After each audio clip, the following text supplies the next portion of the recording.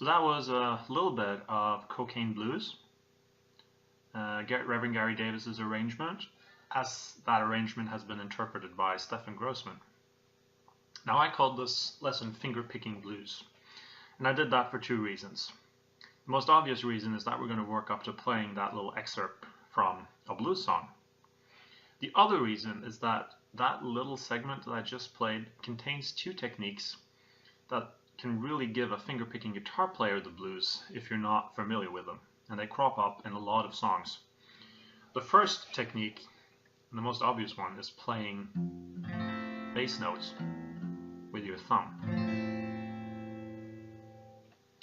And the second technique, which is a little bit more subtle, but also comes up a lot, is playing what we can call offbeat hammer-ons and pull-offs.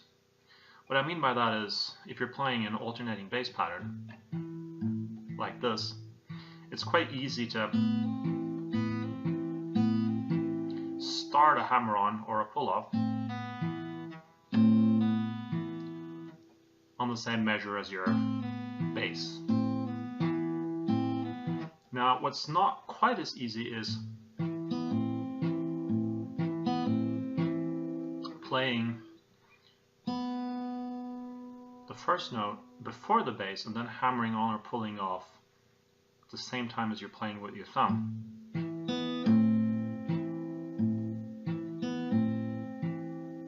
That's also a very useful technique that it's important to practice. So what we're going to do is we're going to look at each of these techniques individually first, and then we're going to try to put them together to play this Cocaine Blues arrangement. So let's start by looking at how to play bass notes with the thumb. Now, there's a very good video by Justin Guitar on this very subject, and I'm going to put a link in the description, and you can start by looking at that video to get some general pointers. I'm just going to add a couple of observations from my own experience. Now, playing with the thumb is one of those techniques where it either comes naturally to you or it's just absolute torture. And for me, it was the latter. I hated playing with the thumb. It really hurt my hands. It just felt like it was physically impossible for me to do this technique, even though I have pretty large hands, so I should be able to get over there.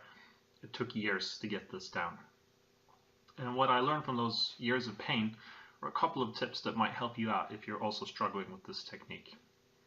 Now, a word of warning, if you're not used to this, you find this uncomfortable, warm up properly first before practicing this technique so you don't strain your hands. So in blues and fingerpicking, the thumb will crop up on a couple of chords. One of them is the D7, where you sometimes want your thumb playing an F sharp. Another one is, and this is the most common one, is an F or an F7. This is the one we're going to look at here. Now, when this chord crops up in blues, a lot of the time you won't be able to play a bar chord instead, an E-shaped bar chord, however much you want to. And the reason for that is that this particular fingering gives us open strings underneath.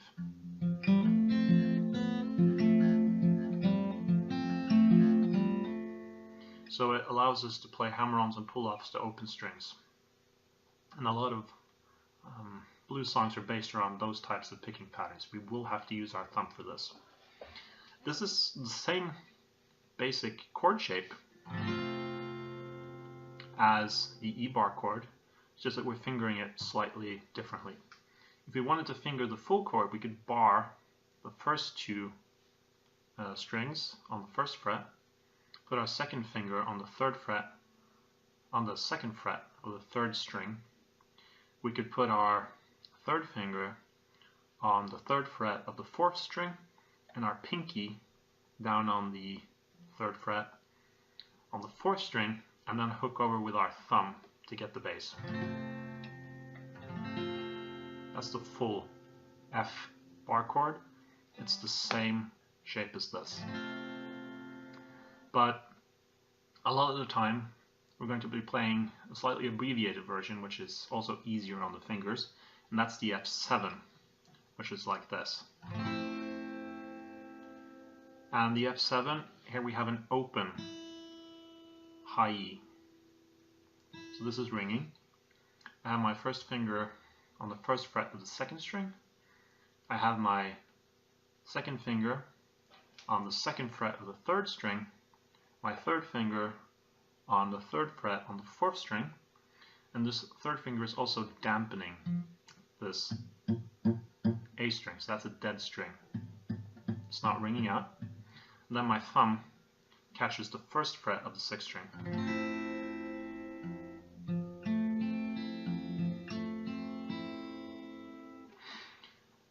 Now, I have two main pointers for using the thumb in this way. And the first one is, when you're using your thumb, you want to be over the fret. That is this little metal bar here. Your thumb goes over that. This is the same principle that you were probably taught when you started out playing the guitar, in that when you're fretting notes, you don't want to be far away from the fret. So you don't want to be over here, you want to be close to the fret. And the reason is that as you get away from the fret, it's harder to push down the string. It's easier to get string buzz. That same principle also applies to the thumb. You don't want to be over here. It's a lot of work.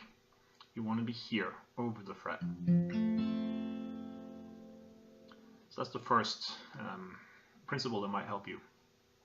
The second one is how you're actually pushing the string down. When I started playing with my thumb, I thought I had to get all the way over and then fret it with the pad of my thumb here, like this. That's actually not necessary. All you need to do is just get a little bit of skin touching the string, and then just pull your thumb back like this. You can see my thumb just moving back like this. That creates a little bit of counterweight against my fingers here, which are pushing into the lower strings. So this is actually enough. You don't have to be over fretting with the pad of your thumb. It's enough to get a little skin on there and just pull your thumb backwards like this. So hopefully those two little pointers will make this a little bit easier to get your thumb in there. Now, a third tip is that as you're beginning to play this, you can cheat a little bit, which is always a good thing. And the way to cheat a little bit is by using your right hand to dampen this bass string a little bit. So we're not playing it like this.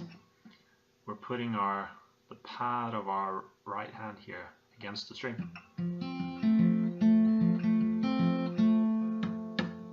Dampening the string a little bit so that you don't get as much buzzing if you're a little bit off. It's a little bit of cheating, but it helps mask your mistakes as you're learning to do this properly until you're able to do it without any buzzing. So hopefully those three little pointers can make this a little bit less torturous for you. So number one, go over the fret, not to the side of the fret, over the fret. And number two, you're not fretting all the way over with the pad of your thumb. You just need a little bit of skin on there to pull back. And number three, if you're getting buzzing, a little bit of dampening will make this sound a whole lot better.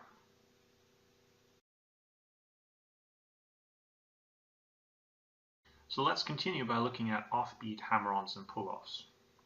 Now, the foundation for most blues guitar playing, and also a lot of folk guitar playing, is the alternating bass, where the thumb plays the bass string on every beat of the measure. So if we're in 4/4 time, it's 1, 2, 3, 4, 1, 2, 3, 4. So this bass is keeping time for you, as well as being the rhythm section of your one-man band. And then we can add treble strings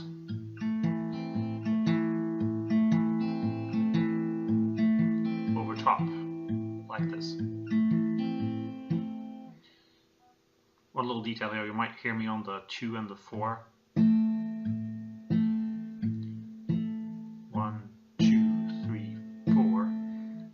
actually strum a lot of bass strings. 1, 2, 3, 4.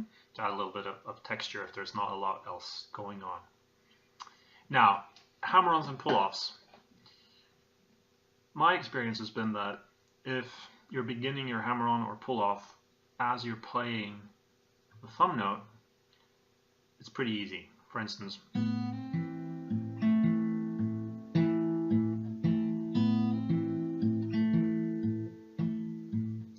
or a pull-off.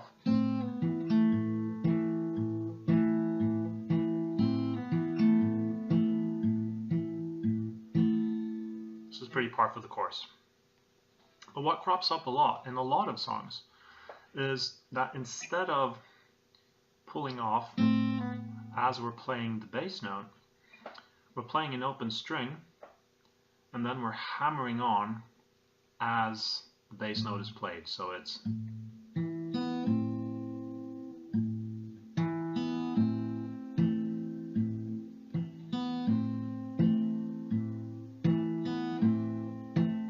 like this. Or when it comes to pull-offs, we're playing our note and then we're pulling it off as the bass note is played. So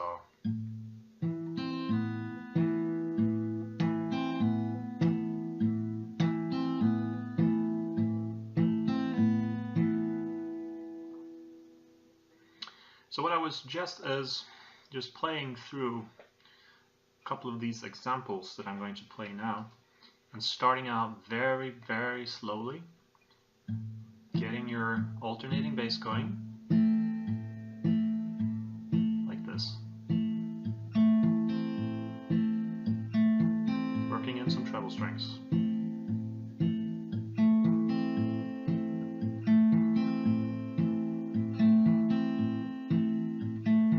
Like this. Now,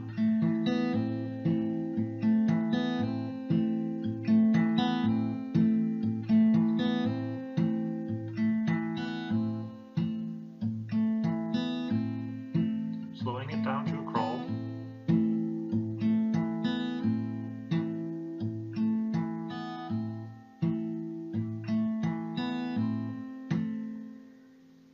And just playing through that until it starts to feel natural to time this note with your thumb. So you start working up that independence of the fingers.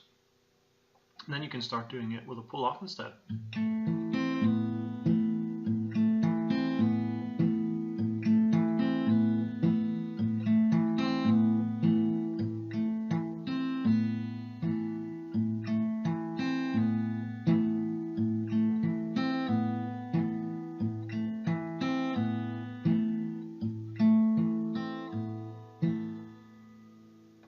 Just really work on getting this feeling right of being able to hammer on or pull off both into the beat and on the beat.